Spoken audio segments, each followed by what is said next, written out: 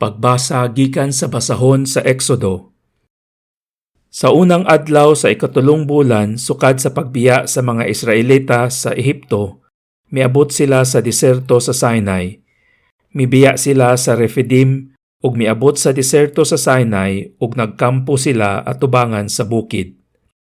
Si Moises mitunga sa bukid aron makikita sa Dios. Gitawag siya sa Ginoo didto sa bukid ug giingnan. Isulti kini sa mga kaliwat ni Jacob ang mga Israelita.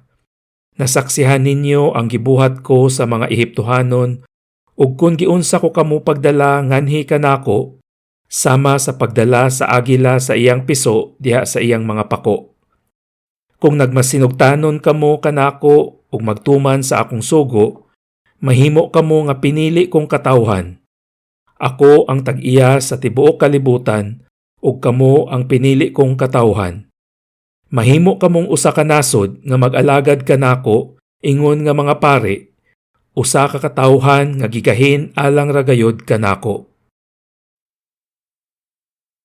Pagbasa gikan sa sulat ni San Pablo ngadto sa mga taga-Roma. Mga igsoon, kay sa panahon nga wala pa kitay mahimo, nagpakamatay si Kristo alang sa mga dautan sa panahon nga gipili sa Dios. Malisod sa tawo ang pagpakamatay alang sa usa ka tawong matarong. Tingalig adunay magpakamatay alang sa usa ka maayong tawo, apan gipakita sa Dios kanato ang gidak-on sa iyang paghigugma kanato, kaysa makasasala pa kita, nagpakamatay si Kristo alang kanato. O karon nga gihimo na kitang matarong pinaagi sa iyang dugo, labi pagayod nga luwason kita niya gikan sa kasuko sa Dios. Kaniadtong mga kaaway pa kita sa Dios, gipasiguli kita ngadto sa Dios pinaagi sa kamatayon sa iyang anak. O karon nga kita napasiguli na ngadto sa Dios, labi pagayod nga luwason kita niya pinaagi sa kinabuhi ni Kristo. Apan dili lang kay kanara, nagmalipayon usab kita diha sa Dios pinaagi sa atong Ginoong Hesukristo nga nagpasiguli kanato ngadto sa Dios. Pagbasa gikan sa Ebanghelyo sumala ni San Mateo.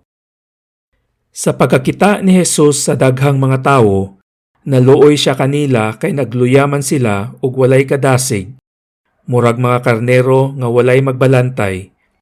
Busa giingnan niya ang iyang mga tinun-an, daghan ang anihonon apan jutay ra ang mga ngani. Busa pag-ampo kamo sa tag-iya sa anihonon aron magpadala siyag dugang pang mga ngani. Gitigom ni Jesus ang iyang napulog duha ka tinun-an ug yatagan niya sila gahom sa paghingilin sa mga daotang espiritu ug sa pag-ayo sa tanang sakit ug balatian. Mao kini ang mga ngalan sa napulog duha ka apostoles. Una si Simon nga ginganlag Pedro ug ang iyang igsuon nga si Andres.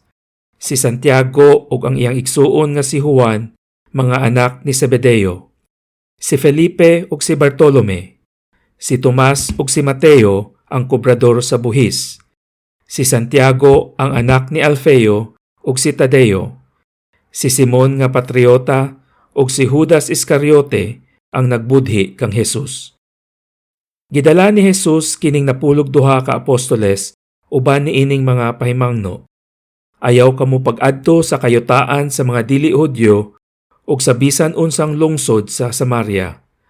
Adtua hinuon ninyo ang nangawala nga mga karnero sa nasod sa Israel. Lakaw kamo ug isangyaw nga nagsugod na paghari ang Dios. Ayuhan ninyo ang mga masakiton, banhawa ang mga patay, hinloi ang mga sanlahon, ug hinginli ang mga yawa. Nakadawat kamo nga walay bayad, busa panghatag kamo sa walay pagpangayog bayad.